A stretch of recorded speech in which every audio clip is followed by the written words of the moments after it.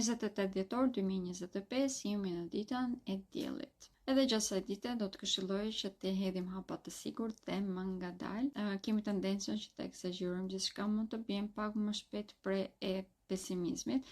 Edhe mosmarrëveshje më të vogla apo keq kuptim më të vogla mund të shndërrohen shumë shpejt në debate. Normalisht këto mund të ndjejmë më tepër tek marrëdhëniet familjare, por nuk do të ngelen vetëm aty, sepse do të kemi tendencë që të dalim kundër figurave të autoritetit. Kemi edhe një farë mregullimi në këto momente, edhe këshilla për të na shkëlqyer problemet që mund të dalin gjatë kësaj dite është të jemi racional, të marrim gjërat një nga një, të mundohemi të shprehemi hapur, të mos vjen prej pesimizmit, madje në mënyrë që ta kemi pak më tepër në kontroll këtë. Do të këshilloj që të përzihem aktivitete që na bënin që të ndihemi më mirë. Një prej tyre mund të jetë edhe kalimi i kohës në natyrë. Për të gjithë ata që nuk më njohin, unë jam astrologja Denisa Shyle.